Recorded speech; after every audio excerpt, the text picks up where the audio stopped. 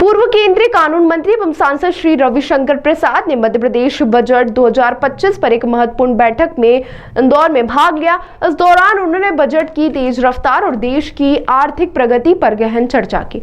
उन्होंने कहा कि भारत की अर्थव्यवस्था लगातार आगे बढ़ रही है और अंतर्राष्ट्रीय रिपोर्ट्स भी इस बात की पुष्टि कर रही हैं। तो वहीं इंदौर की तारीफ करते हुए उन्होंने कहा, इंदौर बहुत ही अच्छा और प्यारा शहर है, यहाँ आकर एक अलग ही अनुभूति होती है। उन्होंने यह भी कहा कि वह इंदौर की जनता से संवाद करने और बजट पर चर्चा करने विशेष रूप से आए हैं। तो वहीं रविशंकर प्रसाद ने कांग्रेस नेता राहुल गांधी के हालिया बयान पर प्रतिक्रिया देते हुए कहा, राहुल गांधी ने कहा है कि इस देश में मेरिट नाम की कोई चीज नहीं है। मैं उनसे यह पूछना चाहता हूं कि वे खुद किस मेरिट के आधार पर नेता बने हैं। उन्होंने आगे कहा कि राहुल गांधी होमवर्क नहीं करते, उन्हें कौन पढ़ाता है, यह भी एक सवाल है। उनका ट्विटर हैंडल कोई ऐसा व्यक्ति संभाले जो भारत की सही जानकारी उन्हें थे। रविशंकर प्रसाद ने कहा कि बजट 2025 भारत की आर्थिक समृद्धि को नई दिशा देगा।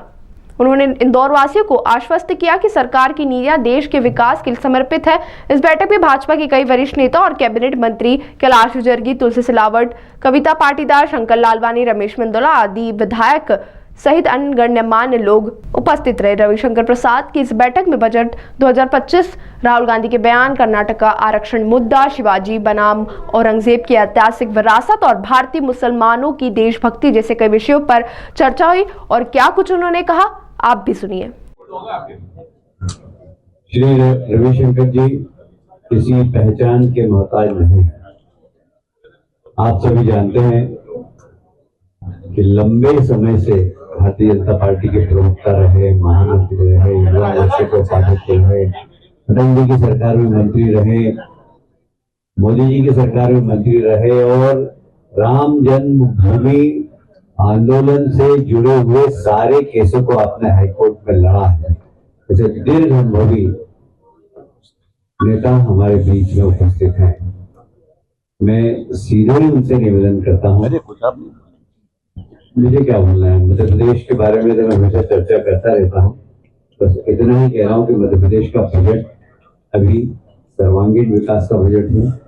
गत वर्ष की तुलना में 15% बजट बढ़ाया गया है और हर क्षेत्र में, चाहे वो शिक्षा का क्षेत्र हो, चाहे इंफ्रास्ट्रक्चर हो, हर क्षेत्र में, तो विशेषकर यह वर्ष रोजगार एवं इंडस्ट्री वर्ष मनाया था।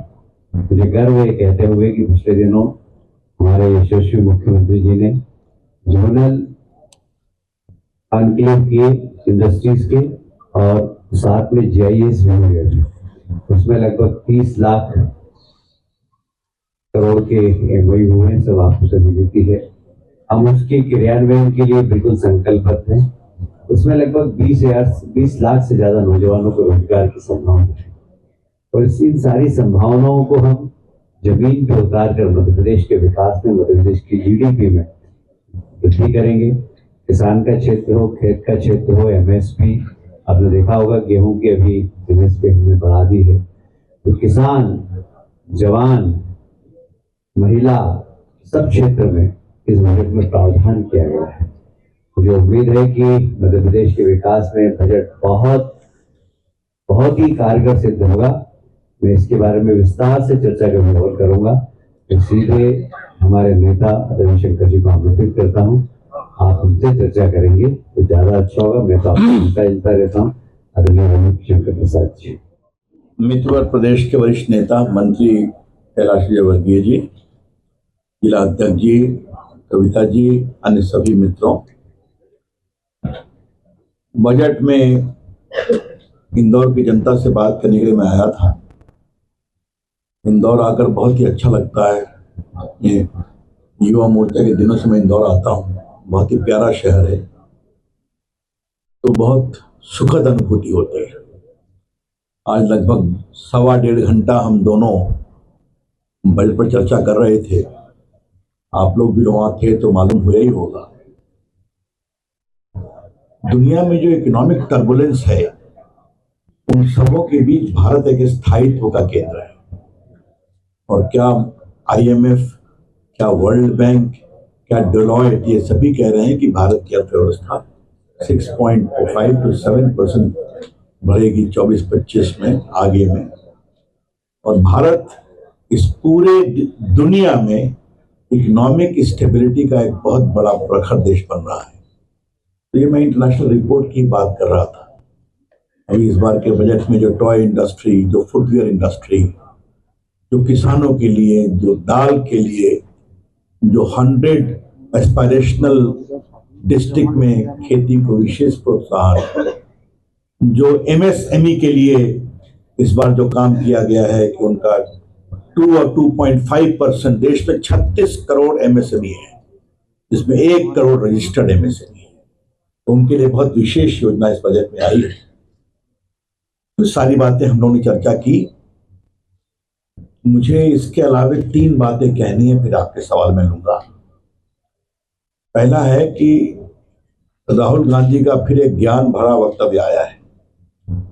उन्होंने कहा है कि इस देश में मेरिट नाम की कोई चीज सही नहीं काम करती, दलितों के लिए और हमारे वंचितों के लिए ये गड़बड़ है। तो राहुल गांधी से पहला मुझे सवाल ये करना है, भाई राहुल गांधी जी, आप किस मेरिट से विपक्ष के नेता बने हैं? पहले अपना मेरिट तो बता दीजिए। अगर आप किसी मेरिट से बने होते तो मेरिट के बारे में सवाल करते। तो अगर मेरिट के नियमों का सरासर अवहेलना की गई है तो उनकी खुद की नियुक्ति में की गई। पिछले सत्र में भाषण चल रहा था संविधान पर, उनकी एक रोचक टिप्पणी आई थी, मेरी काफी उस पर बहस हुई थी। 6-7 साल में व्यक्ति युवा हो जाता है। मेरा युवा की नई परिभाषा दी हो, तपस्या करने से शरीर में गर्मी आती है। मेरा भाषण उसके बाद था कि आज जो हजारों संत सन्यासी हिमालय और तंद्राओं में तपस्या कर रहे हैं, वो क्या होगा। मित्र कैलाश भाई ने काफी भक्ति और आध्यात्म में जुड़े रहते हैं, तो इस तरह की बातें कहना तो कोई मतलब नहीं है। मैं हमेशा कहता हूं, आज इंदौर की प्रेस के सामने भी कह रहा हूं, मैंने संसद में कहा राहुल गांधी होमवर्क नहीं करते। उनको कौन पढ़ाता है? उनका ट्यूटर बदलना चाहिए जो भारत की सही जानकारी उनको दे, या फिर वो घोर माओवादियों के प्रभाव में है। तो दूसरी बात मुझे कहनी है, और ये राष्ट्रीय विषय है। कर्नाटक की सरकार ने 4% रिजर्वेशन किया है गवर्नमेंट कॉन्ट्रैक्ट में अल्पसंख्यक मुस्लिम समाज के लिए। वो ओबीसी कोटा क्रॉस 2B में किया, ओबीसी का हक मारा गया है। आप उपासना पद्धति के आधार पर रिजर्वेशन नहीं कर सकते, आप रिलीजन के आधार पर रिजर्वेशन नहीं कर सकते। ये सुप्रीम कोर्ट ने बार बार कहा है, ये भारत के संविधान में भी निषेध है। फिर भी वोट बैंक के लिए कहां तक जाएंगे आप?